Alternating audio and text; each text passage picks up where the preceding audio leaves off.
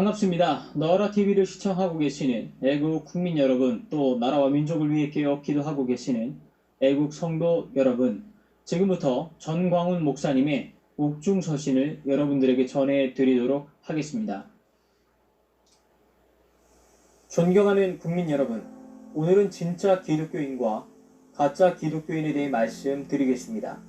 아담과 하와는 하나님이 직접 창조한 사람이었습니다. 그러나 가인과 아벨은 사람에 의해 태어난 첫째 사람들이었습니다. 누가 가짜입니까? 가인입니다. 똑같은 제사를 하나님께 드렸으나 가인은 버림을 당했고 아벨의 제사는 연락하셨습니다. 표면적으로 보면 가인이 이긴 것 같이 보이지만 결국 가인은 동생 아벨을 죽임으로 최초의 살인자가 되어 버림을 당했습니다. 오늘날도 지구촌에는 가인과 같은 기독교인이 있다고 유다서는 말씀하고 있습니다. 가짜가 진짜를 이기는 것 같아 보여도 우리의 모든 결론은 하나님 앞에서 결정되는 것입니다. 다음은 이삭과 이스마엘입니다. 이스마엘은 가짜 기독교인이고 이삭이 진짜입니다. 이스마엘이 이삭을 희롱했다고 성경은 말하고 있습니다. 그러나 하나님은 최후에 이스마엘과 하갈을 내어 쫓으라 하셨습니다. 이와 같은 일이 세상 끝날 때까지 계속 될 것입니다. 또한 에서와 야곱입니다. 누가 가짜입니까? 에서는 가짜요, 야곱이 진짜입니다. 여기서도 먼저 야곱이 에서에게 쫓겨 하란으로 도망갔습니다. 그러나 성경은 말하기를 야곱과 이삭이 승리자이며 에서와 이스마엘은 가짜라고 합니다. 오늘날도 교회 안에 알곡과 쭉정이가 있습니다. 제가 감옥에 온 후 일부 목회자들 중 가짜 목사와 가짜 기독교인들이 저에 대해 이단이라 말을 하며 문재인 편에 서서 저를 탄압하고 있습니다. 일제시대 때에도 95%의 목사들이 총회에서 일본 편에 서서 주기철 목사님을 제명할 때 제목이 참으로 웃깁니다. 목사 주기철은 자신의 안위를 위해 성도들을 버리고 감옥에서 편히 쉬고 있다는 말로 제명했습니다. 오늘날도 가짜 목사와 가짜 기독교인들이 날뛰며 교회를 개혁한다며 진짜를 공격하고 문재인 편에 서서 주사파의 편을 들고 북한 동포들의 인권은 전혀 말하지 않고 한국 교회를 공격하며 가짜 정의를 앞세워 자신들도 모르게 사단의 앞잡이 역할을 하고 있습니다. 일제시대 때에도 이와 같은 자들이 북한에게 공산화될 때 김일성 편에 서서 김일성을 찬양하고 6.25 때 인민군이 서울을 3일 만에 점령할 당시 김일성 환영 예배를 주교했던 것과 동일한 것입니다. 가짜들은 지금 또 거짓 평화를 앞세워 국민들을 미혹에 빠뜨려 아무리 나쁜 평화도 전쟁보다는 낫다는 말로 속이고 있습니다. 나쁜 평화는 없는 것입니다. 그것은 거짓 평화입니다. 절대로 가짜 목사들에게 속으면 안 될 것입니다. 오늘날 현 시대에 무엇이 가짜 기독교인인가, 무엇이 진짜인가는 복음을 대하는 태도를 보면 알 수 있습니다. 가짜 목사들은 복음을 믿지 않고 목회를 합니다. 이것은 가짜입니다. 복음은 7가지 요소를 가지고 있습니다. 바울 서신이 말하는 복음은 첫째, 예수님은 이 세상을 창조하신 창조주라는 것입니다. 둘째, 창조주 대신 하나님의 본체인 예수님, 성령으로 잉태하여 이 세상에 태어났다는 것입니다. 셋째, 예수님은 우리를 대신하여 고난 당하셨습니다. 넷째, 우리의 죄를 위해 십자가에 못 박혀 죽으셨다는 것입니다. 다섯째, 3일 만에 부활하여 하나님 보좌 우편에 앉으셨습니다. 여섯째, 장차 재림하여 오신다는 것입니다. 일곱째, 하나님의 나라를 이루신다는 것입니다. 결국 사도신경을 제대로 고백하는 자가 진짜이고 사도신경을 믿지 않고 겉으로 고백하는 자는 가짜, 거짓 기독교인인 것입니다.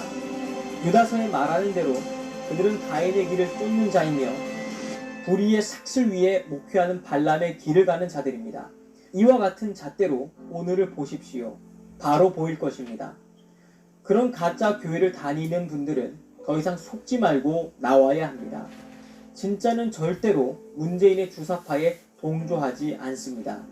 그들 속에 있는 성령이 거부할 것입니다. 임시적으로 문재인에게 속을 수 있으나 성령이 좌정하고 계신 진짜 성도들은 영적인 본능으로 문재인과 주사파와 사회주의를 지향하는 자들이 누구인지 알게 될 것입니다. 사랑하는 성도 여러분, 주님도 말씀하셨듯이 말세가 되면 가짜가 득세한다고 하셨습니다. 제가 작년에 발표한 서울 고백서를 보시면 누가 무엇이 가짜인지 더 잘 알 것입니다. 대한민국은 하나님이 금세기 우리에게 주신 최고의 축복입니다. 이승만 건국 대통령은 귀국 후 11월에 나는 대한민국을 성경 위에 세울 것이며 대한민국의 헌법을 성경으로 만들 것이라고 하며 자유민주주의, 자유시장경제, 한미동맹, 기독교 입국론으로 건국했던 것입니다. 오늘날 가짜 목사들은 이승만과 대한민국 헌법을 공격하고 이것을 부인하는 문재인 편에 서서 난리들입니다. 신실한 성도들의 기도가 필요합니다. 오늘도 문재인은 우한 바이러스를 통해 국민들과 교회를 탄압하고 있습니다. 누가 우리의 자유를 뺏어갔습니까? 이를 저항하기 위해 광화문에 모인 국민들을 감옥에 쳐넣고 있습니다. 그러나 가짜는 결코 오래가지 못합니다. 우리 다시 열심히 기도하며 잃어버린 자유를 찾아야 할 것입니다. 진정으로 코로나를 막으려면 초기에 대만처럼 싱가포르처럼 중국 관광객을 막아서야 할 것이며 그 후에도 대구 신천지 사태가 거의 진압되었을 때 이태원의 동성애 폭발 때 차단했어야 했습니다. 그러나 정부는 동성애자들의 인권을 생각한다며 수천 명의 동선 추적을 포기했습니다. 결국 그것이 오늘날 3차 폭발로 이어졌고 사랑제일교회 전염 경로에 이태원 GH형 바이러스가 택시 운전기사에 의해 감염된 것을 보건소가 최초로 파악하고도 사랑제일교회를 희생으로 삼았습니다. 대통령, 총리, 장관, 경찰, 검찰, 사법부, 언론까지 나서서 우리 교회를 탄압하고 있으나 결코 거짓은 오래가지 못합니다. 국민들이 모를 것 같아도 다 알고 있습니다.